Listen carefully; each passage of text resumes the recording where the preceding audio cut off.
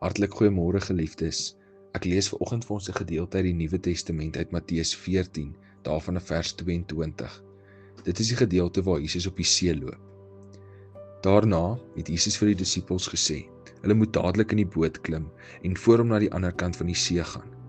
Hy wou eers vir die mense sê hulle moet huis toe gaan. Maar nadat Jesus al die mense huis toe gestuur het, het hy alleen teen die berg opgegaan om te bid.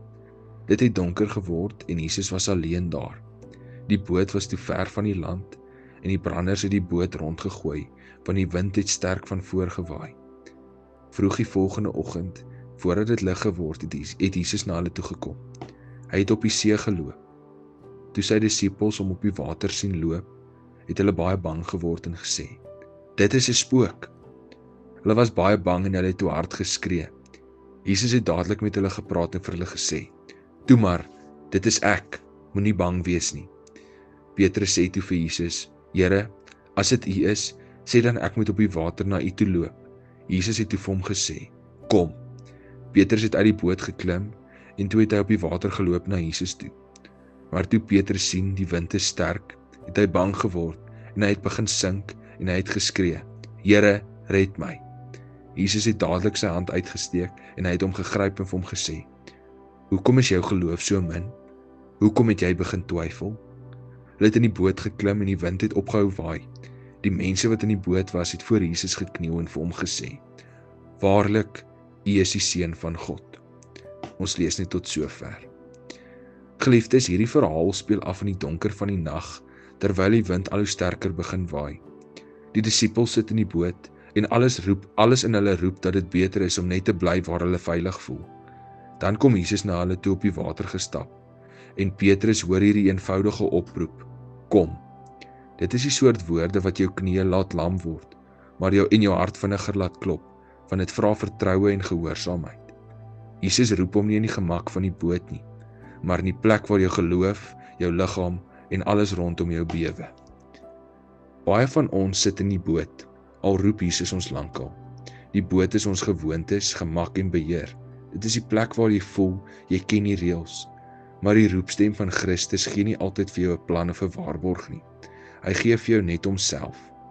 Wanneer hy jou roep om op die water te loop, vra hy vir jou om jou sekerhede te laat gaan en jou voete laat sak op 'n plek waar jy menslik gesproke nie moet kan staan nie.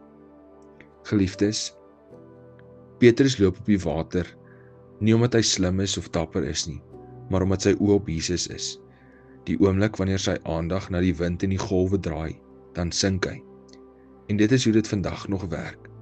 As jy kyk na die uitdagings, die onsekerhede, die kritiek van ander mense, of jou eie vrese, voel dit asof jy wegsak. Maar as jy op Christus fokus, dra sy woord jou. Die geloofspad is nooit 'n uitnodiging tot gemak nie. Dit is 'n oproep tot gehoorsaamheid. En gehoorsaamheid vra, dat jy die boot moet klim, as Christus vir jou sê, kom. Geliefdes, die Here roep jou nie om veilig te wees nie. Hy roep jou om getrou te wees. Die veilige pad is selde die pad van groei.